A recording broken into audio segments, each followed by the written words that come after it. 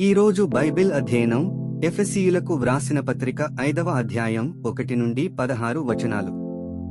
ప్రార్థన.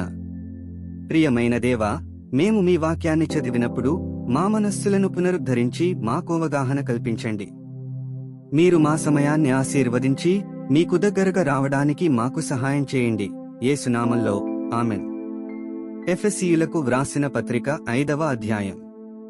కావున మీరు ప్రియులైన పిల్లలవలే దేవుని పోలి నడుచుకొనుడి. క్రీస్తు మిమ్మును ప్రేమించి పరిమళ వాసనగా ఉండుటకు మన కొరకు తన్ను తాను దేవునికి అర్పణముగాను బలిగాను అప్పగించుకునెను. అలాగుననే మీరును ప్రేమగలిగి నడుచుకొనుడి. మీలో జారత్వమేగాని ఏ విధమైన అపవిత్రతయేగాని లోభత్వమేగాని వీటి పేరైనను ఎత్తకూడదు. ఇదే పరిశుద్ధులకు తగినది. కృతజ్ఞతావచనమే మీరుచ్చరింపవలెనుగాని మీరు బూతులైనను పోకిరిమాటలైనను సరసోక్తులైనను ఉచ్చరింపకూడదు. ఇవి మీకు తగవు.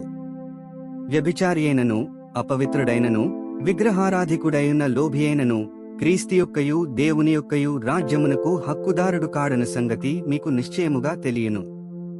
వ్యర్థమైన మాటల వలన ఎవడునూ మిమ్మును మోసపరచనీయకుడి. ఇట్టి క్రియల వలన దేవుని ఉగ్రత అవిధేయులైన వారి మీదికి వచ్చును. గనుక మీరు అట్టివారితో పాలివారేయుండకుడి. మీరు పూర్వమందు చీకటియేయుంటిరి, ఇప్పుడైతే ప్రభువునందు వెలుగైయున్నారు. వెలుగు ఫలము సమస్త విధములైన మంచితనము, నీతి, సత్యమను వాటిలో కనబడుచున్నది. గనుక ప్రభువుకేది ప్రీతికరమైనదో దానిని పరీక్షించుచు వెలుగు సంబంధుల వలె నడుచుకునుడి. నిష్ఫలమైన అంధకార క్రియలలో పాలివారేయుండక వాటిని ఖండించుడి. ఏలయనగా అట్టిక్రియలు చేయువారు రహస్యమందు జరిగించు పనులను గూర్చి మాటలాడుటైనను అవమానకరమై ఉన్నది. సమస్తమును ఖండింపబడి వెలుగుచేత ప్రత్యక్షపరచబడును. ప్రత్యక్షపరచునది ఏదో అది వెలుగేగదా.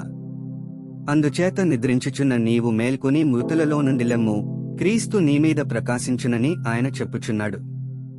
దినములు చెడ్డవి గనుక మీరు సమయమును పోనీయక సద్వినియోగము చేసుకొనుచు అజ్ఞానులవలె కాక జ్ఞానులవలె నడుచుకున్నట్లు జాగ్రత్తగా చూచుకునుడి.